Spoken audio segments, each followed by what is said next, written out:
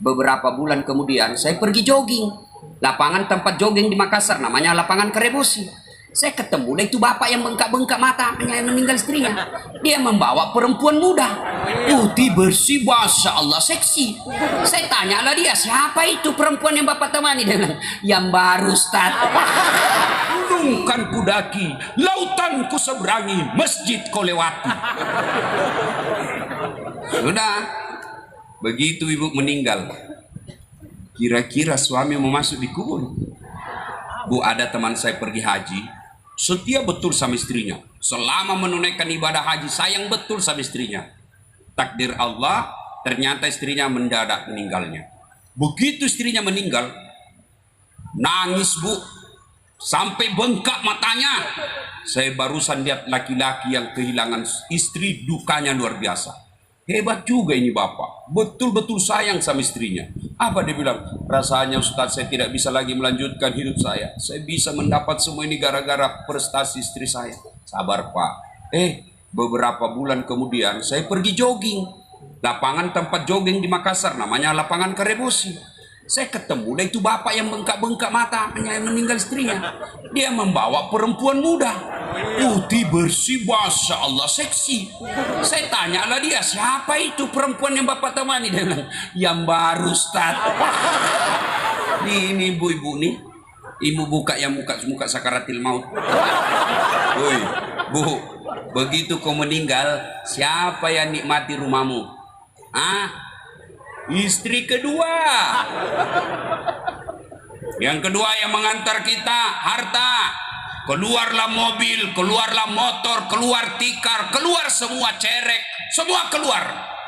Begitu bapak ibu masuk kubur, apa ada harta yang kita bawa? Teman-teman dia kaya, woi, bawakan tawa itu, masukin PCD di kamarnya, kuburnya, kasih handphone, smartphone supaya bisa nonton online nanti di akhirat. Tidak, jangankan handphone, kaos kaki saja ibu tidak boleh pakai. Harta kembali. Begitu kita masuk kubur, tinggal karpet, berteriak suami, woi tunggu dulu, karpet, cerek, bawa pulang. Ibu meninggal, apa yang ibu masuk? Apa masuk ibu? Kain kafan. Murai yang paling kaya sampai paling miskin sama kainnya, kain kafan.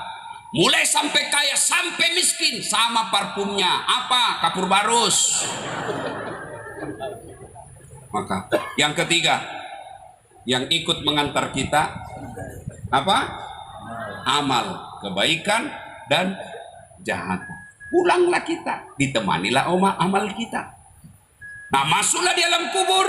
Kata Nabi, ketika anak cucu Adam sudah masuk kubur, putus amal-amalnya. Amal-amal sudah putus, kecuali 3. Ada yang tahu? Apa? Saya kasih hadiah. Ada yang tahu? Ada yang tahu? Apa hadiah? 1. Tunggu dulu sebelum jawab, ada passwordnya. Siapa namanya neneknya Jokowi?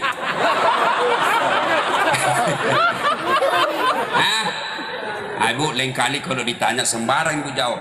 Jawab ke apa? Abdurrahman, karena belum tentu orang sini juga tahu. Ayo bu, apa yang bawa itu 3 ibu? 1, anak yang soleh. 2, amal jariah. Apa lagi?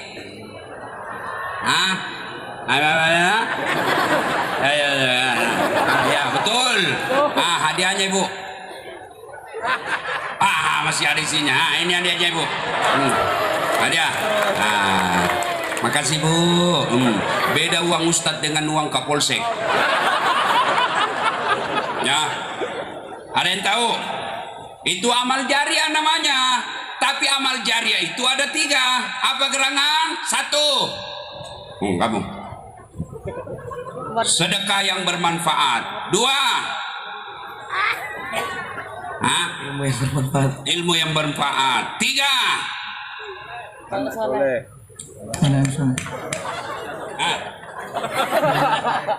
Lambat loading.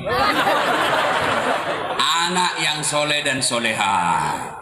Begitu ibu meninggal, maka 3 inilah yang akan terus menerus mengalir meskipun ibu sudah di alam kubur. Apa gerangan? Satu, ilmu yang bermanfaat. Maka ini ladang amal buat kita.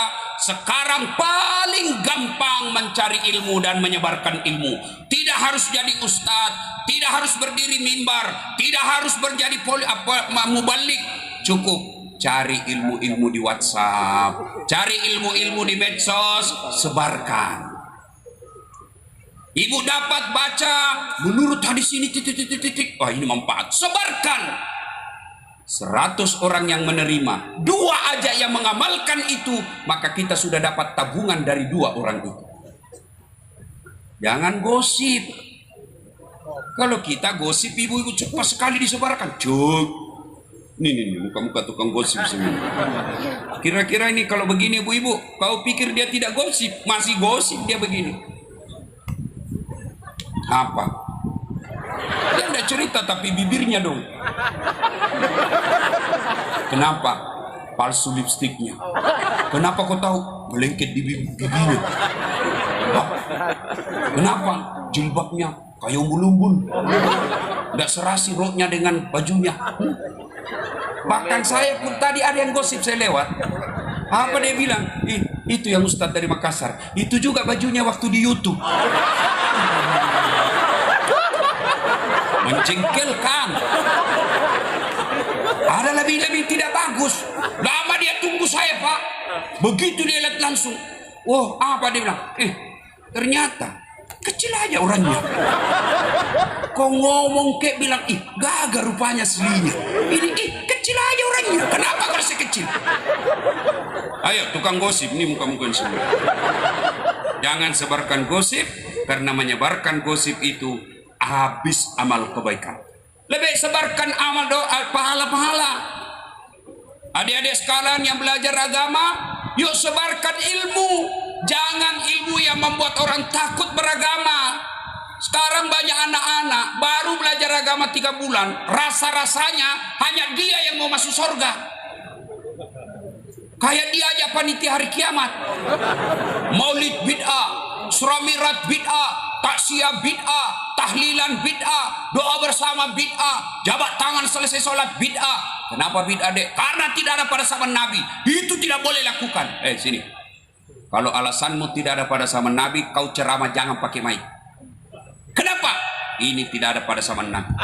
Bid'ah.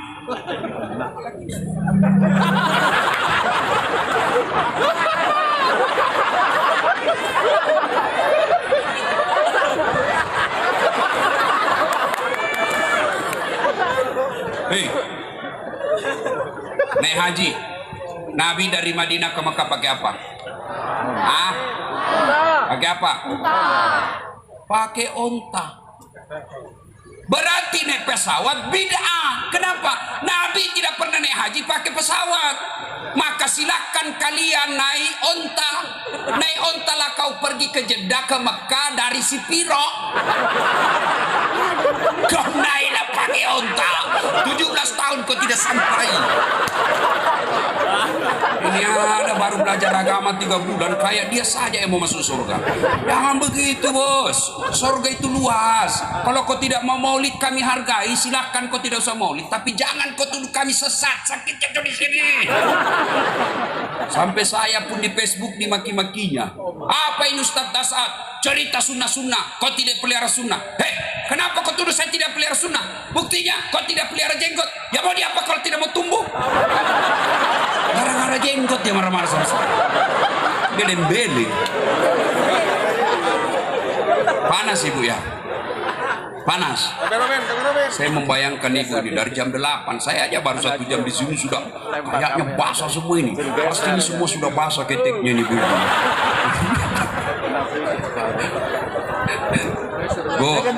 Bu, keringat itu akan menjadi pahala. Bayangkan, ya, orang bermajelis mendengarkan tausiah, menuntut ilmu 1 jam, kata Nabi, lebih utama daripada kau semalam suntuk sholat tahajud. Sudah ada yang pernah di sini sholat tahajud semalam suntuk?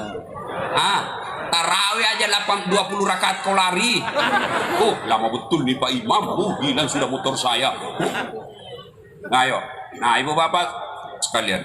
Maka adik-adik sekalian, belajar, sebarkan ilmu, tapi jangan kau gampang memaki orang.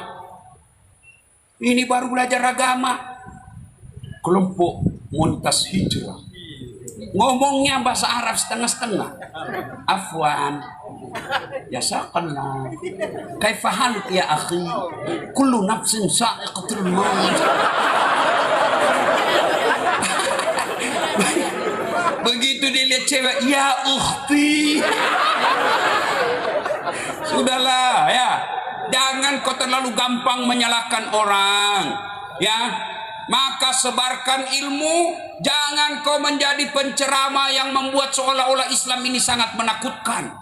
Ceramahnya hanya neraka terus dicerita. Mulai dari salam pertama sampai terakhir neraka jadi cerita. Maka kau akan ditusuk pantatmu dengan linggis yang menyala-nyala, keluar di mulutmu, digunting lidahmu, tusuk matamu, sampai tusuk telinga lain. Bilang anak muda, tidak usah ke masjid, kita takut ditusuk. Ya, ibu-ibu, dengar, lihat ceramahnya Ustaz Dasat, langsung sebarkan, lalu bikin tulis di bawahnya, jangan lupa like and share. Dan setelah itu subbreaker. Hah? Apa? Subbreaker. Susah sebut ibu. Tuh, yang kedua, apalagi yang menjadi amal jariah? Ilmu. Sedekah. Bu ibu, ada ndak orang bangkrut gara-gara sedekah? Ibu pernah ndak dengar, Ustaz? Itu di ujung rumah komplek yang putih, kaya sekali dulu itu Ustaz. Cuma karena rajin sedekah, dia bangkrut Ustaz. Ada bangkrut? Yang banyak bangkrut bukan karena sedekah. Bangkrut gara-gara apa? Narkoba. Bangkrut gara-gara apa? Judi. Bangkrut gara-gara apa? Selingkuh. Bukan poligami. Poligami halal, boleh, sunnah. Terancam ini ibu-ibu. Woi, saya kalau di Sulawesi, kalau saya sudah berdiri, ibu-ibu langsung bilang mati lagi kita ini. Poligami aja lagi dibahas itu Ustaz. Ibu, boleh tidak setuju poligami, boleh ibu tidak mau suaminya poligami, tapi jangan mencela poligami. Kenapa? Poligami itu bagian daripada ajaran Islam. Ibu, Bu, mau cepat masuk surga? Mulai terancam lah ini. Mau, Bu? Mau? Maka izinkan suamimu kawin lagi. Bu. Kami ini laki-laki sebenarnya tergantung istri. Kalau istrinya sopan, tutur katanya lembut, belum pulang suaminya sudah siap masakan kesenangan suaminya, tidur suaminya dia urut-urut telapak kakinya, lalu dia sopan ngomongnya, datang mertuanya, orang tuanya suaminya dia hormati, datang ipar-iparnya, saudaranya suaminya dia muliakan, maka siapapun yang goda suamimu dia akan tidak akan tergoda. Kenapa? Ada bidadari di rumah. Tapi kalau suka ngomong, Indomie 3 bungkus kau sendiri makan, gendut, malas masak. Gimana suami tidak kawin lagi? Pulang suami langsung periksa HP. Kayaknya suaminya dijadikan tahanan kota. Bagaimana suami tidak bohong? Suami jujur. Kamu marah, lebih baik kau dibohongi. Ada ibu-ibu yang tanya saya di Makassar, Ustaz, bagaimana supaya suami sehat jantungnya? Apa doanya? Saya bilang, tidak usah baca doa. Jangan kau periksa HP-nya. Semakin sering kau periksa HP-nya, maka dia semakin gampang kena serangan jantung. Apalagi kalau lupa pasang password, lupa dihapus, itu mati-mati kita. Ada di sini? Ada? Saya ada teman saya Bu di kampung, teman SD, cinta-cinta monyet dulu. Sampai sekarang masih sering nelpon. Saya mau blokir, udah enak nanti saya dibilang sombong. Saya mau terima teleponnya, menjaga perasaan istri saya di rumah. Terpaksa apa? Saya tulis namanya di handphoneku, penjual batu bata. Yang menelpon, bunyi dilihat sama istri saya, dia teriak, Ustaz, penjual batu bata. Jangan ku angkat sayang, itu tagihan. Tagihan. Oh, dia tidak mau angkat, Bu, karena kalau tagihan uang belanjanya saya ambil. Selamatlah saya. Suatu ketika saya pulang ceramah, saya bikin teh. Capek saya bikin teh. Saya ambillah itu gula. Masuk saya teh, kenapa asin? Saya pergi lihat toples, tulisannya gula, isinya garam. Saya pergi tanya, kenapa ini sayang? Tulis kok gula, isinya garam. Dia beli HP-mu juga lain kok tulis lain isinya.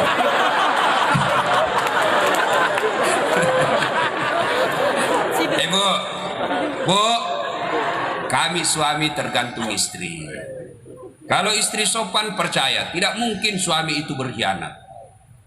Begitu pulang suami, tadi di kantor dimarahi, tadi di pasar dia rugi, di jalan kempes ban motornya, datang istrinya. Sabar bang, begitulah risiko cari suami. Tapi demi Allah, saya pernah dengar dakwah, seluruh jerih payah suami cari nafkah untuk anak istrinya, itu adalah jihad fisabilillah. Oh, tenang kita. Duduk suaminya, dia peluk lagi suaminya sambil menyanyi. Bila kamu di sisiku, hati rasa syahdu. Oh, tenang perasaan suami. Masuk kamar marah-marah berantakan, dipeluk lagi istrinya dari belakang sambil menyanyi. Insaflah wahai. Senang kita. Adek-adek nih jomblo-jomblo. Mau ndak dapat istri seperti itu? Mau? Cari wanita santri, pesantren, cantik, agamanya bagus, keturunan baik-baik, punya harta. Kan Nabi bilang kalau kau mau menilai istri 4 nih, cari cantiknya, cari keturunan baik-baik, cari anak orang kaya yang bagus agamanya. Ini kau dapat ini ada di sini, carikan saya juga masih mau. Kan yang banyak mukanya cantik, akhlaknya kesurupan. Ada lagi anak orang kaya, jelek lagi mukanya. Dia bilang ada Ustaz di sana. Oh, cantik betul, bagus agamanya. Saya mau sekali sama dia. Oh, alhamdulillah. Cuma dia juga mau sama saya. Mau muntah. Ya, Bapak Ibu, saudara-saudara sekalian, sedekah. Ya, ibu-ibu. Bu meninggal. Ibu-ibu, Bu. Rumah, siapa yang punya, Bu? Begitu Ibu masuk umur, siapa yang punya, Bu? Siapa? Bukan suami, istri kedua. Ibu sudah disiksa dikubur karena pelit. Suami dia kumpul semua emasmu yang kemarin kau pakai, lalu dia datang kepada istri barunya, yang inilah persembahanku untukmu. Ibu sudah di blender di neraka dikubur. Istri kedua menikmati emasmu. Daripada itu emas dinikmati istri kedua, mending kau sedekah sekarang. Di depan pintu sorga kelak ada 4 jenis manusia yang bertengkar.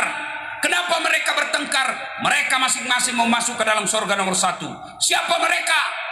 1. Tersangka pertama, maju.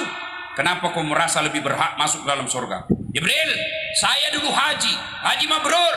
Sebelum saya haji saya malas sholat. Setelah haji saya sholat bukan cuma 5 waktu, tapi saya selalu berjamaah di masjid. Katanya haji yang mabrur nomor 1 masuk surga. Katanya. Siapa kasih tahu kau? Ustadz. Kalau begitu mundur. Tak boleh kau dahului ustadzmu. Mundur. Panggil orang kedua. Kamu, kenapa kau merasa berhak masuk surga? Jibril, saya dulu mati syahid membela agama Allah. Katanya mati syahid nomor 1 masuk surga. Siapa kasih tahu kau? Ustaz. Kalau begitu sama, mundur. Tak boleh kau lumbai gurumu. Mundur orang kedua. Panggil orang ketiga. Kamu, kenapa merasa nomor 1 masuk surga? Saya dulu kaya Jibril, kaya pemurah. Saya bantu pesantren, saya bebaskan tanah pesantren, saya bantu anak yatim, saya bikinkan pondoknya, saya bikinkan kamarnya, saya buatkan kelasnya. Katanya orang kaya masuk surga nomor 1. Katanya. Siapa yang kasih tahu kau? Ustaz. Sama, mundur semua. Tidak boleh kau dahului ustadzmu. Mundur. Panggil orang keempat. Kamu, kenapa merasa nomor 1 ke dalam surga? Saya yang dicerita tadi ini 3 orang. Saya ini Ustadz Dasat.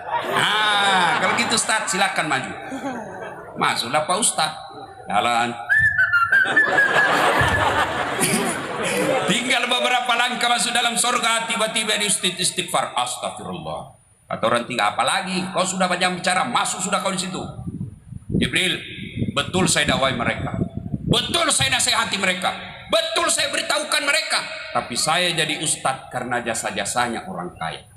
Saya bisa jadi ustadz. Ada orang kaya kasih saya duit beli buku untuk saya baca. Saya jadi ustadz karena ada orang kaya membebaskan tanah bangun pesantren sehingga saya bisa belajar di situ.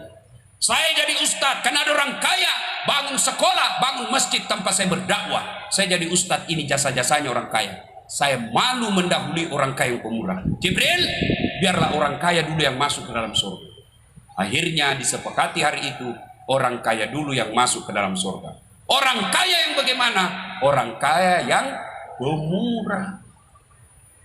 Orang kaya yang pelit nomor 1 juga. Kemana? Ke neraka. Maka silakan ibu pilih. Ustadz, kenapa saya miskin Ustadz? Karena ibu selama ini bermental miskin. Ana inda sonni abdibi. Saya tergantung sangkanya hambaku. Kalau dia sangka kaya, maka saya berikan kekayaan. Kalau dia selalu berpikir miskin, maka saya berikan kalian kemiskinan. Mulai hari ini, jangan pernah berpikir bersedekah membuatmu miskin. Sedekahlah agar kalian menjadi kaya. Jangan menunggu kaya baru bersedekah. Ibu, ada di sini suaminya yang mulai lain-lain? Mau tahu ciri-ciri suami yang mulai lain-lain? Setiap dia perima handphone selalu dalam toilet. Waspadalah. Yang selama ini tidak pernah pakai parfum, setiap mau keluar cari parfum. Kalau perlu trika dia cari pengharum ruangan. Kau curiga lah itu.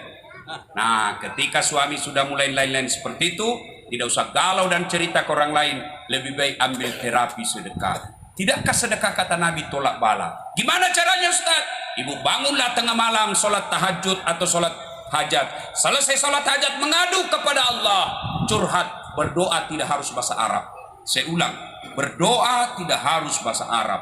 Berapa banyak ibu-ibu mengeluh doanya tidak dijawab. Kenapa? Karena ibu meminta lain di hati, lain di bibir. Makan bingung apa maksudnya ini ibu? Oh, suaminya setia, doa yang dia baca doa minta hujan. Maka tidak harus bahasa Arab. Boleh ibu curhat pakai bahasa apa saja. Mau bahasa Medan, bahasa Jawa, bahasa Madura, bahasa Bugis, silahkan. Allah multi bahasa. Ya Allah, Engkau yang memelihara suami saya. Tidak mungkin aku bisa menjaganya 24 jam. Aku titipkan rasa cinta dalam hati suamiku kepadamu ya Allah. Ya Allah, Engkau yang membolak-balikkan rasa cinta dalam hati suamiku. Palingkan hatinya kepadaku. Buat dia pusing kepalanya kalau dia tidak lihat saya 24 jam. Dikabulkan. Ya Allah, supaya cepat doa dikabulkan. Ya Allah, ini ada duit saya 1 juta. Besok saya bawa ke pesantren Al-Munziri. 1 juta pembebasan tanah ya Allah. Mudah-mudahan 1 juta itu Allah hindarkan suamiku dari wanita jahat. Bismillah. Coba amalkan. Coba amalkan. Dan jadi masalah kalau suaminya juga bangun sholat hajat. Dia sudah tahu juga rumusnya. Ya Allah, saya sudah capek lihat istri saya Allah. Ngamu aja kerjanya Allah. Tambah gendut juga ya Allah. Ya Allah, ini ada duit saya 1 juta ya Allah. Saya tolak bala ya Allah. Saya bawa ke pesantren pembebasan tanah 2 juta ya Allah. Mudah-mudahan 2 juta itu istriku ikhlas saya kawin lagi. Bingung malaikat yang mana doa dikabulkan. Ayo, Bu, sedekah tolak bala. Yang ketiga, amal yang tidak putus-putusnya. Anak yang soleh dan soleha. Inilah semua anak-anak kita. Apa ibu tidak bangga lihat anak-anak kita tadi selawatan? Ya, anak-anak begini lagu-lagunya bagus. Saya waktu kecil kan kita dari lagu kita dengar dakwah. Zaman saya kecil dulu kan lagu-lagu nasihat. Insaflah wahai manusia. Itu lagu-lagu kita. Mungkin Tuhan mulai bosan melihat tingkah kita yang selalu salah dan bangga dengan dosa-dosa.